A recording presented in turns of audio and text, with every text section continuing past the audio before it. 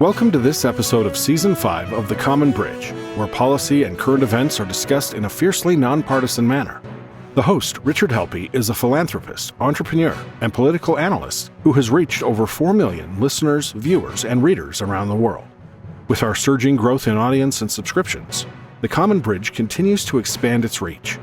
The show is available on the Substack website and the Substack app. Simply search for The Common Bridge. You can also find us on YouTube and wherever you get your podcasts. The Common Bridge draws guests and audiences from across the political spectrum, and we invite you to become a free or paid subscriber on your favorite medium.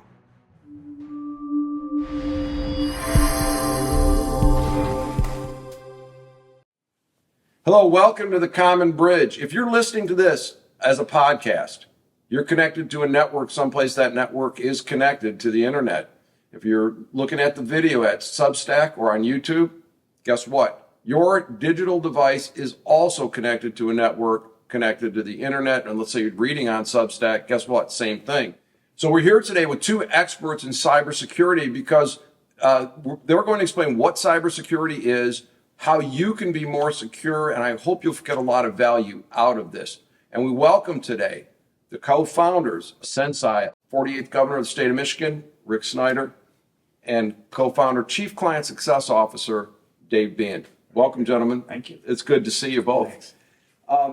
Rick, of course, you're well known for doing a great job as the governor of the state of Michigan. We appreciate the relentless positive action that you brought. But you had a pretty good career before serving as the governor. And can you maybe tell our audience a little bit about that and then a little bit about what you did post-governorship? Sure, Rich, and it's great to be with you. Thanks Good to see for the you. opportunity to catch up with you again. This is actually my fifth career. I can't hold down a job. So if you look at it, basically, if you go back in the 80s, I was with Coopers & Lybrand, now PricewaterhouseCoopers. I was a tax professional. I became a tax partner and then a mergers and acquisition partner, helping people buy companies. That led to going to Gateway Computers in the 90s. There, I was the number 2 guy working for Ted Waite, the founder, and that was an incredible experience. We went from 600 people, 600 million revenue, to 6 billion and 13,000 people in 6 years. And I was the chief operating officer and president. Then I came back to Michigan. Ted was moving the company to California. We wanted to come home. I did $200 million venture funds. So I was doing the craziest work, doing dead cold startups, finding professors in technology. And then Michigan was absolutely a disaster in 2008, 9, and going into 10. So I ran for governor, and I won. So I had the wonderful opportunity and the honor to serve for 8 years as governor of Michigan. There are term limits, so I got thrown out on the street after 8 years. And then what do you do with an old governor? Well, I was very fortunate. I met David, who had actually worked with me at the state, and a couple other colleagues, and we formed Senseye. Because if you look at, we were the best in the nation with state government at the state of Michigan. Cybersecurity is a huge pervasive issue, and I view it as a way to continue to help people, to give back, just in a different context, because small organizations are desperately in need of help, even when they don't know they need help yet.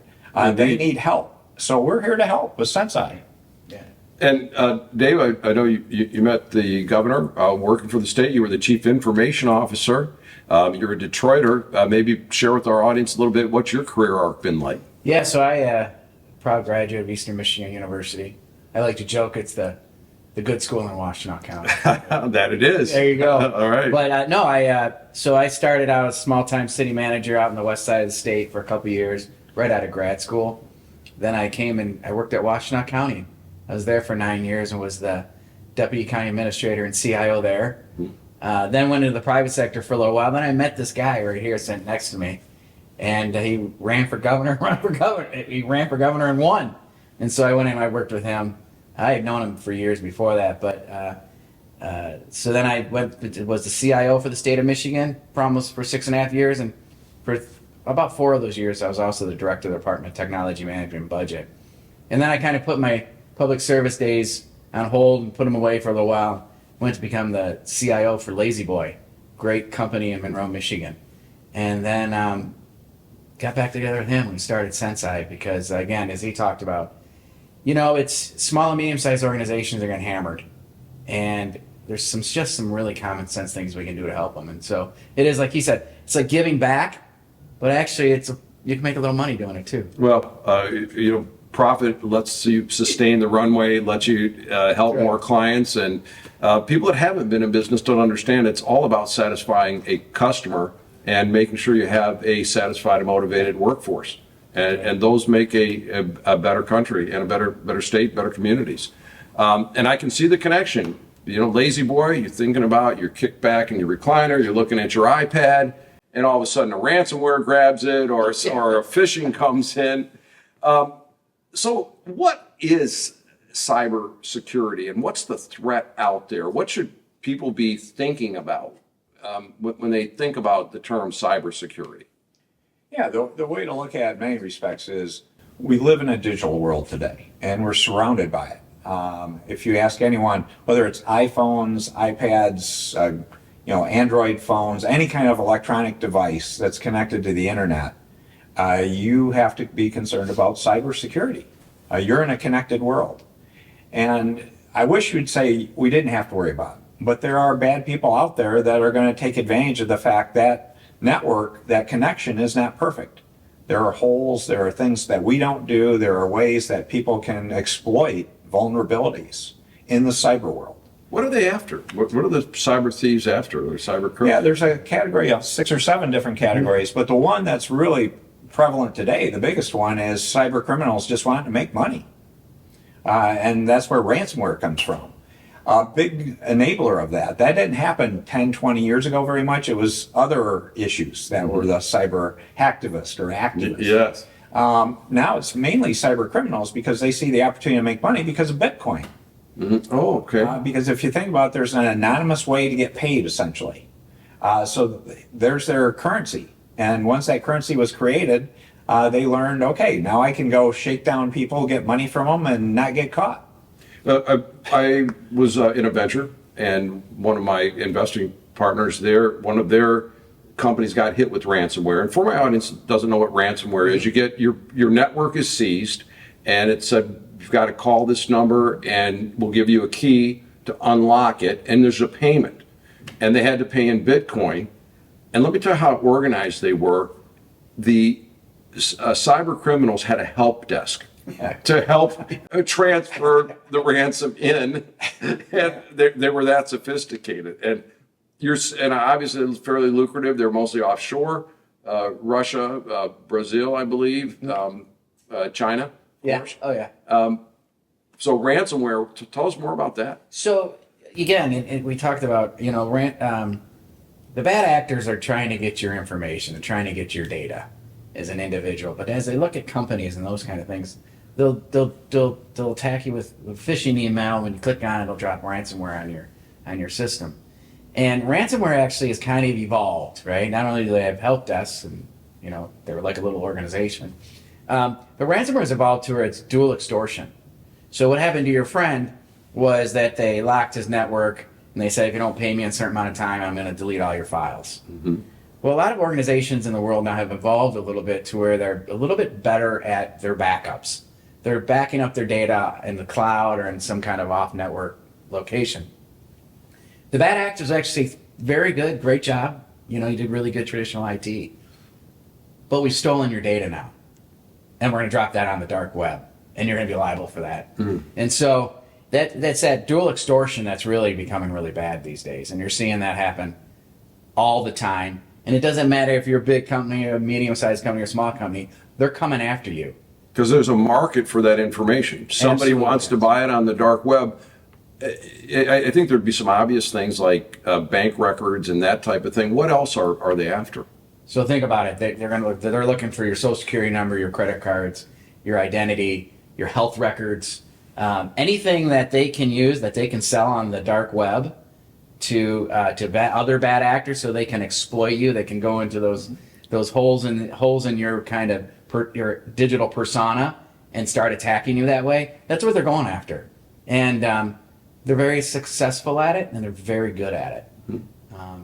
And I think you were bringing up like China, and you're seeing that the ransomware groups are mostly in Eastern Europe or South America, but those are nation states: China, Russia, Iran and North Korea. They're really active as well. And these are large organizations. So you both mentioned it to some degree, but literally they now have HR departments in addition to help desks. They publish openings, position openings. Oh, for no. the recruiting. No, they have full blown. They're just like a multinational corporation. Some of the bigger organizations there, and it's gotten worse. One of the things that we've seen that really concern us and our whole team is now it's even more horrific. The worst case that I can think of was there was a school district that was held for ransomware.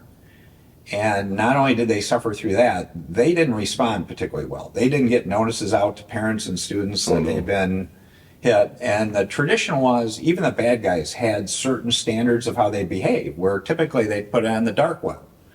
Well, since they didn't pay and stuff, they went out, the bad guys went out and posted the worst files possible on the open web. Oh my goodness. So they put out the disciplinary files, the mental health records they had on students. So can you imagine that No. the school district hadn't let the parents and the kids know, and you go home from school and you see that now your kids' prescriptions are up there, what they may be on, did they attempt a suicide that now is publicly available, that all their friends and family can see? That's horrific. Malicious, just at a different level. I know protection's hard, so we used a very good company out of San Antonio for many years called Rackspace to do managed exchange server. Just about a year ago, they got hit with an unresolvable ransomware attack. And I know they have all the sophisticated backups. They had every layer of protection you could get. They never could bring that service back online. Millions of users. Okay. So one of the big issues are you hear about these big organizations get hit, and we could list a whole bunch that have all been hit. The University of Michigan got shut down for 3 days at the start of this semester. So these big organizations are getting hit. But what we did with Sensei, our focus are the people that don't have a place to get help in terms of the traditional cyber industry. There's a big cyber industry, a lot of venture capital, a lot of great companies, a lot of really smart people. They're building technology tools that are well suited to sell or to be used by places that have sophisticated people that know how to take multiple tools and put them together to protect themselves. What happens to the small organization that doesn't have a full-time security person or even a full-time IT staff? So we built Sensei to say, let's help the unprotected. Let's try to find a way to go out and help them, because there are 500,000 of these medium and large organizations. There are 6 million organizations that are for-profit, not-for-profit, governmental, that we think we can really make a difference for. And so that's why we're excited to do this. This is a calling in addition to hopefully being a good business. Yeah. So is it as small as like the local bakery, or is you mentioned school systems, which clearly need a level of sophistication? Bring some of this to life. Are there some examples of places that you've looked at that had cyber vulnerability that they didn't think they had an answer for? Yeah. So, and I'm glad you brought up education, because education is now the 5th most attacked industry in the world, and it's only increasing. So education for sure is one of those areas that we're working in. But we work with all different kind of organizations. We work with companies in California who make commercials. We work with companies in Massachusetts who are trying to cure cancer, with private equity and venture capital in other states. But anything from law firms, accounting firms, to nonprofits, to education, we kind of go all the way across. And one of the other ones is software development firms, software shops. Everybody who you described earlier, everybody who's kind of on the internet. And if you're a small or medium-sized organization, and you're a digital organization in any way, you are a target. We work with a lot of manufacturing companies, and manufacturing companies maybe in somewhere in mid-Michigan or upper Michigan who think, nobody wants to attack me. I'm just a medium-sized, small company in mid-Michigan. Nobody even knows I exist. Well, you're on the internet, and if there's a door or port open in your organization, those bad guys are looking to go through that. And when you talk about those doors and those openings, surely they don't have a human being sitting down trying to look for them. How does the cyber criminals, how do they locate the target? Yeah, so they have great software. They have a bot that is just just, I call them drive-bys, right? They're just driving by and they're pinging to see if anything's open. Once they see something's open, they get really interested and they go in and then they start to do a little intelligence gathering. And we're seeing this in every industry all over the world. Yeah, the other thing, Rich, and you know this because we all get them. Every person watching or listening to this is getting phishing email. The PH kind, the kind that says, here's a chance to win your Yeti cooler. Here's the chance to say, there's something really urgent and this offer is going to expire. Here's something you can do. All those are traps trying to get you to click on some attachment or something. There's some very clever ones that I've been personally bombarded with. It's like, oh, here's your payroll record, or your payment went through and they've spoofed my venture or family office URL. And so it looks like it's coming from that. And obviously a very small operation, I know it's not good, but I could see if you were running a 20-person company and you told and it looked like it was coming from your company, you might click that. Yeah, we're getting them all the time, and it's more than email now. Now you got to be ready for text messages and voicemail even. So voicemail? Even voicemail. We actually have it in our company where they try to get us. I mean, we're a cybersecurity firm, but they would get a kick out of getting us. But we have people that are on our team that get texts saying, "Please, this is from me," saying, "Please go out and buy a bunch of gift cards." Yes, right. I've got an urgent need. I can't do it myself. Go out and buy a bunch of gift cards. If anyone asks you to buy a gift card, be worried. It's probably It's a not scam. true. Yeah, indeed. Yeah, If anything sounds too good to be true or super urgent, you have to build in an extra 2 or 3 second response to say, before I click this could be really important, but let me check it out first. Let's hover over the address. Let me look at a couple other things. If it doesn't seem right, don't do it. Yeah, like one letter off. One of my ventures, and it went through several people, but it looked like the chief operating officer telling the CFO to give them some data, some payroll data. And it went through 3 or 4 people that looked suspicious. One person said, I'll take care of this right away before the weekend starts. And just handed over a lot of information to a cyber thief. Yeah, that's what they try to do. Is they know Friday afternoon when someone may be trying to get out or a holiday. So anything that could be urgent that way, you have to be worried. If you're a finance or an HR person, you have to be particularly concerned about the email you're getting. Because the common one, if you're an HR person, is I'm changed my bank, so my payroll deposit number is now this instead of this. Be careful. Finance person, any kind of wire in particular, if you're transmitting money, I would get that verbally confirmed or double checked. So that's a good take-home value there. If you're sending a wire transfer, to make sure that your financial institution has to call and get a voice confirmation. Yeah. Now I understand with the AI, they can steal your voice and make it sound like you too. I don't know how sophisticated that is yet, but still it's a measure. Yeah, it's a good one. It's starting to get pretty good. Deep fakes are getting really well done. But yeah, the point you just made about the institution calling you, well, you might want to call them. And you might want to make sure you look up their number and not just take the number from the email they sent you. Mm-hmm. Because they're actually putting, like you were saying, they have call centers.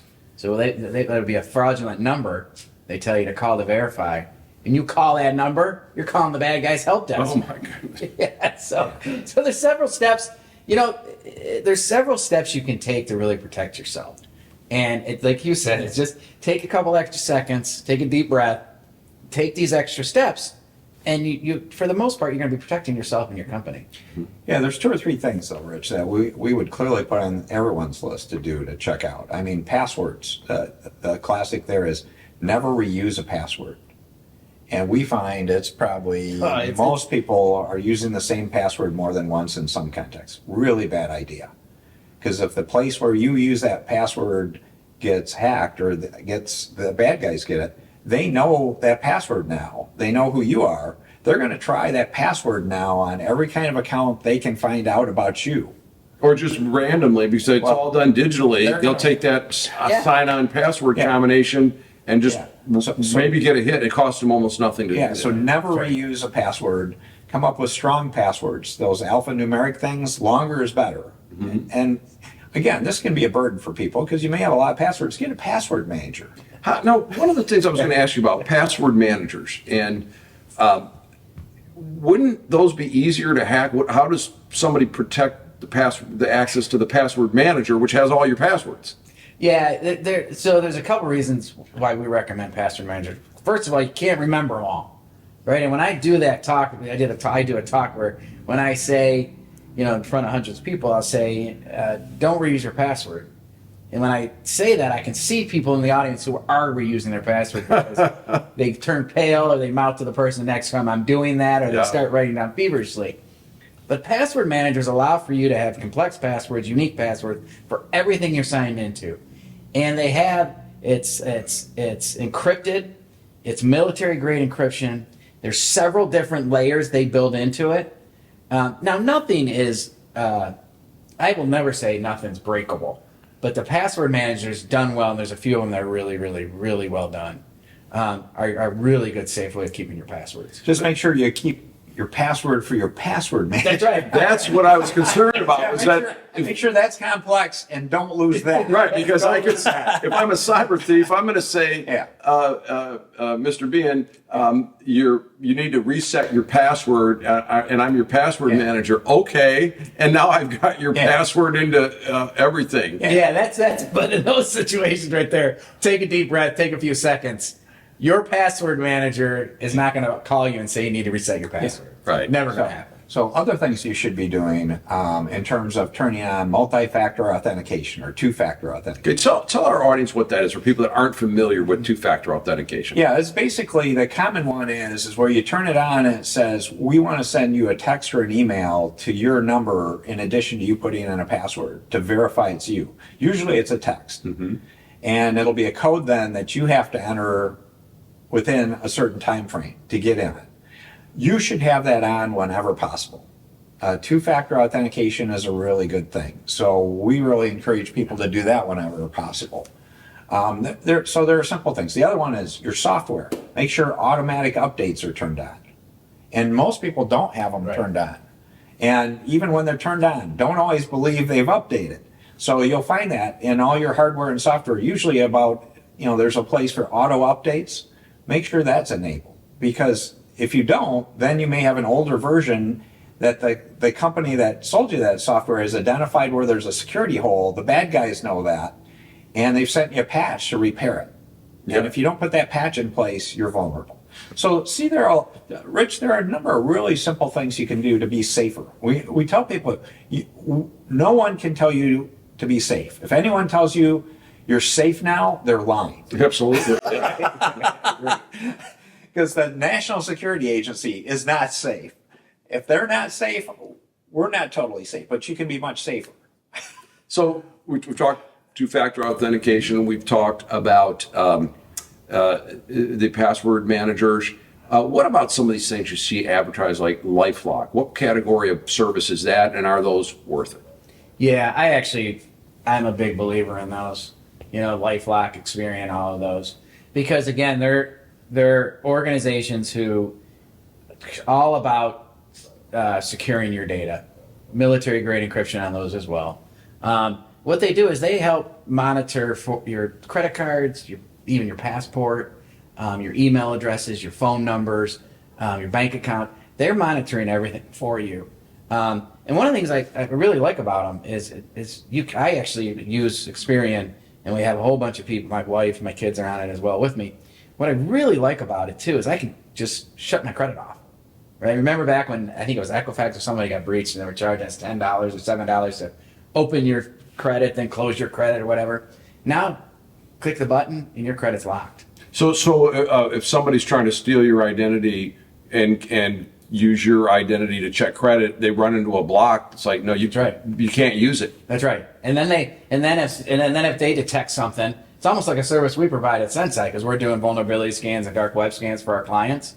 When we detect something, we alert them, and they do the same with those services. So our company actually does that for these organizations. So we do it for the organizations, where these other companies tend to do it for individuals. Mm-hmm.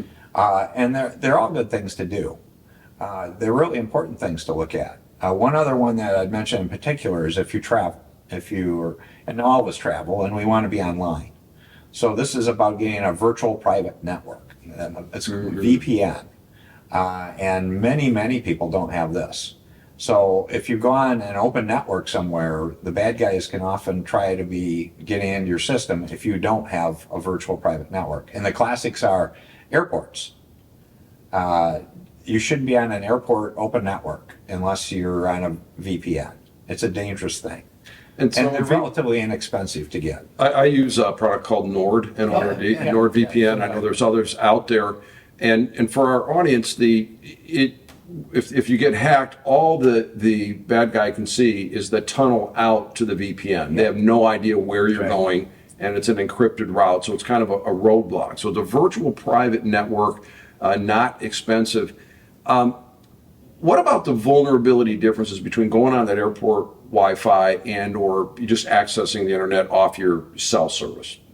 Are you better protected on the cell service or not? No, I would highly recommend still a virtual private network whenever you can, or tether to your own device too. Like I'd never jump on the Wi-Fi at the coffee shop or the airport or the hotel.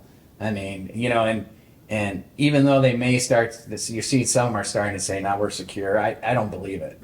There's smarter guys, they're bad actors out there and do something. So I always tether to my phone or my iPad or something like that, and then I jump on a VPN. Yeah. A virtual private network. This guy's the acronym police. He doesn't let me use it. He doesn't let you, yeah. Well, those of us who have been in technology, we don't realize how often we're throwing around an acronym until someone's like, stop it. So we tell people, it's like, you think that, cyber people are from Mars or something. Right, exactly. That's a different language. Guilty as charged. So we try to, what can I say? use plain language. Right. Things to make it But there was plain language. We all understood that. 2FA. No. Don't use that. Don't use right. So, but on the VPN, so what I do, like I do a lot of work like on my phone or on my iPad, and I will just be onto the cell service, and I turn the Wi-Fi off.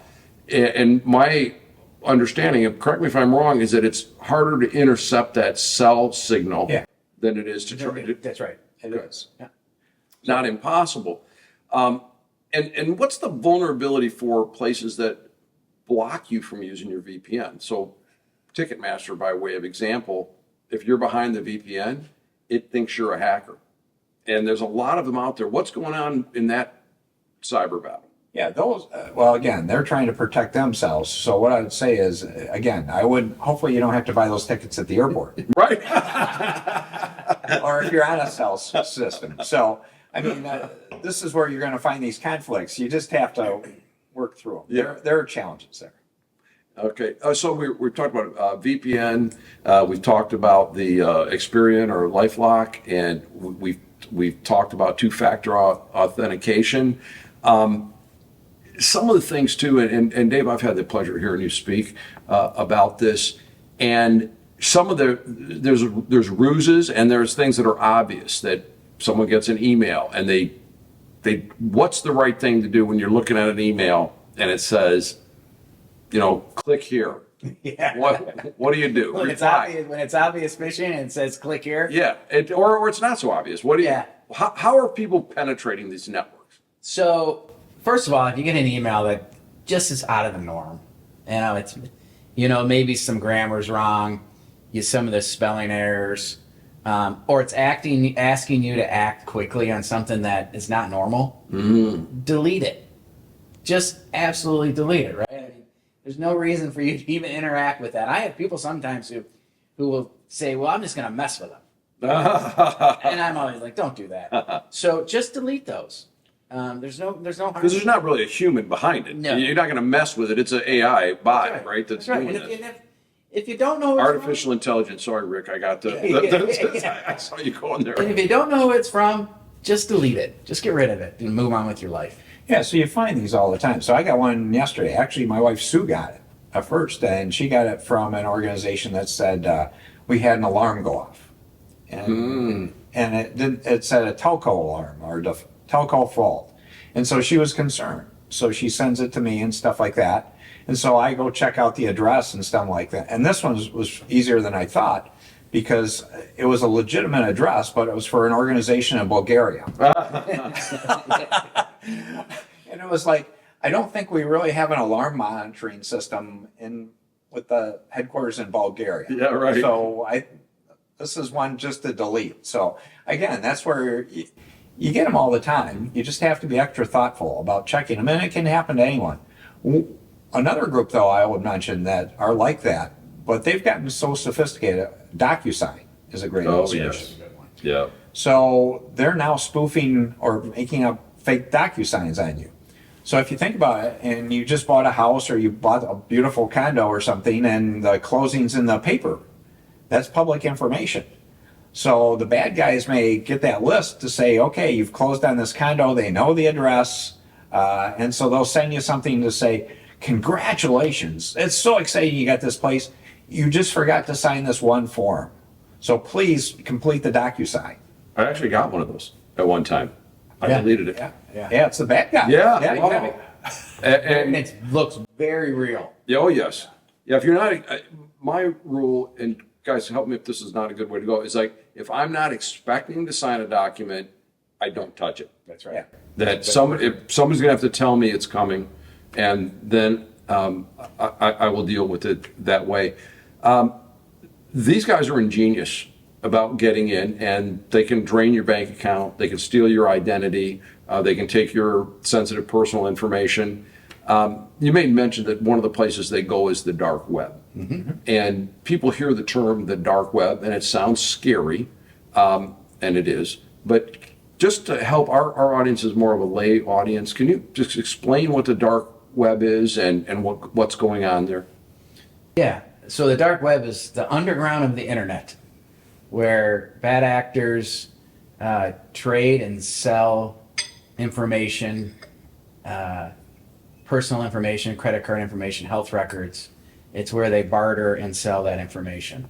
It's where, the dark web actually was originally developed for research, but then, the bad actors really took it over. And it's dark because I can't get it on my browser. Yeah, you have to know how to get there, and the people on there are anonymous, largely. Yeah. So, I mean, they're using some identifier for them, but you don't know who they really are. Right. And so it is this literally a different world that you need to worry about.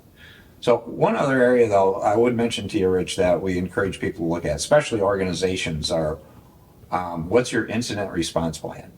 How do you respond if you have a problem? Because we've talked a lot about, and if you look at the best practices framework put out by the federal government that we emulate, we actually encourage people to do this in our practices, is there's like prevention and detection. Okay, see the bad stuff, stop the bad stuff from coming in. You can be safer. You can't guarantee something bad won't happen, but what happens if the bad thing happens? Mm-hmm. Do you have an incident response plan to say, this is how we respond, this is what we do, this is how we recover, how do we deal with this? So it's recovery and response kind of attitude. And are these a service that the small and medium-sized businesses can buy from you as a package? Yeah, we package this part of our whole solution where we try to help with that whole framework, and one of those elements is this incident response plan.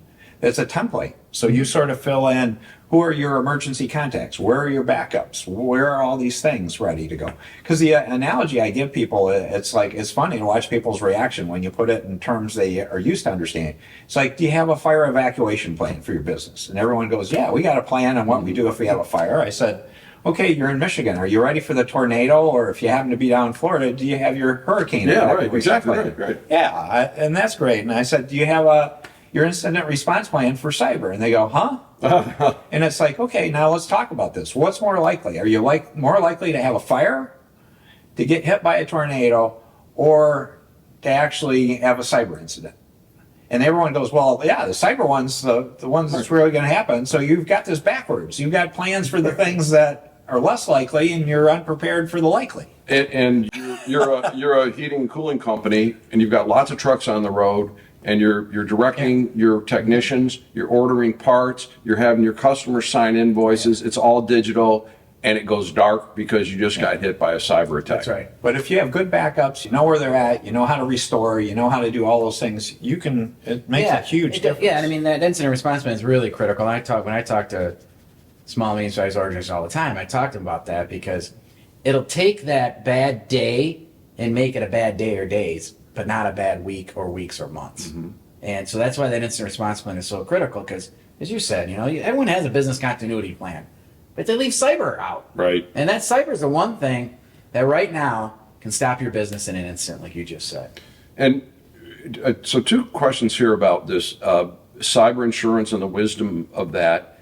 And then secondly, and not related, but my understanding also is some of these bad actors will go and infiltrate a network and actually go and put bad code into the backup file, so you can't get your backups back either. Yeah, so for that first, some of the more sophisticated groups, they will corrupt your backup, right? But there's tools now and there's things you can do to kind of help remediate that. But no, I'll put it this way. If a bad actor really is coming after you and they're very sophisticated, it's going to be tough to stop them. Mm-hmm. But there are things you can do to remediate it and be back up quickly. And that's why we work with small and medium-sized organizations to make sure they understand these are really common sense solutions you can put in place to really help protect your company. Yeah, and then insurance, to go to your point. We recommend you get insurance, cyber insurance. It's a good thing. I mean, it's another layer of protection to help you come back if you have issues.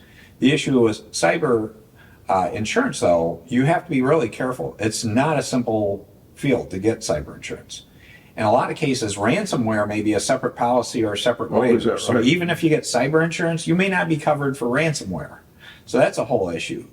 The other part that we try to help our clients with is filling out the forms to get insurance. Again, they're not in English generally. I mean, they're written in English, but it's back to cyberese quite often. Right. And if you don't check the right boxes, or if you check something that really isn't true, you know what happens. Right. Yeah, you're underwriting. They'll take the premium, but you're not getting the coverage. Yeah, exactly. And so for the average small business person to even know how to fill out a form is very challenging. So that's where we help our clients, but we recommend people get help to make sure you know what you're checking and it's accurate. So all these small and medium-sized businesses that are protecting the enterprise, and you're bringing forth some great services around that. And I want to make sure, how do people get a hold of you guys if they're listening to this broadcast or podcast and they say, this is something I need to do? How do they get a hold of you? Yeah, Sensei.com, SENSCY.com. And we've got a lot of great resources, backup that you can just go get too. But Sensei.com is the place to go.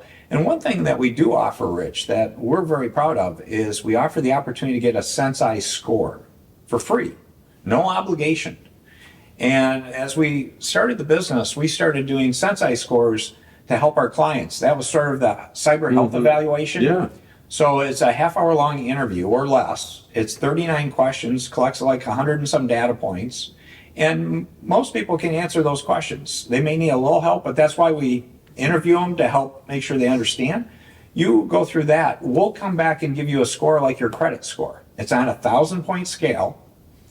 And basically, if you're 800 or better, you're in pretty good shape. That meant you understood cyber, you've done a lot of good practices. If you're 5 to 800, it usually means you've recognized, I need to do something on cyber, but you still got work to do. So we can, if you want to become a client, we can still help you a bunch, but you're on the path. You're making progress. If you're below 500, the 3 choices I tell people are watch Star Wars, learn about the Force, go to religious services, or hire somebody like us. I thought you were going to say buy some old Smith Coronas because you can't hack those things or something like that. But if you're below 500, you're living on borrowed time. Yeah, And with the Sensei score, what we tell everybody is just assess where you're at. And you know, and that's again, it takes less than 30 minutes. And if you score 400, you equate that to your personal credit score of 400, you know you got to work on it. Right. So it becomes really tangible. And it's an easy way to start looking at cyber in a really common sense, a sensible way, right? Sensible cyber. Yeah. No, I like that. So one of the things I'm curious about is this, so all these small and medium-sized organizations are populated with employees that are individuals, and they have customers that are individuals, right? And so these individuals might have they might be in the Apple ecosystem or in the Google, they've got a Gmail and whatever. And aren't those points of attacks too on the personal level, so that individuals ought to be thinking their own cybersecurity? Absolutely. Again, that's going back to some of these services you can get as an individual. That's doing all the things we talked about, the passwords, the auto on, all these things that we talked about are equally applicable whether you're an organization or you're a person.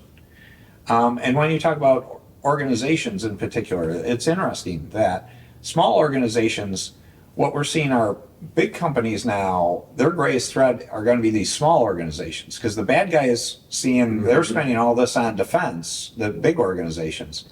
It's going to be easier for them to go through and sneak up through the small companies if they're in their systems at all. So this is only going to keep becoming more challenging. If you're a small organization, you don't have a good place to hide. I mean, you can believe you can hide for a while, but do something.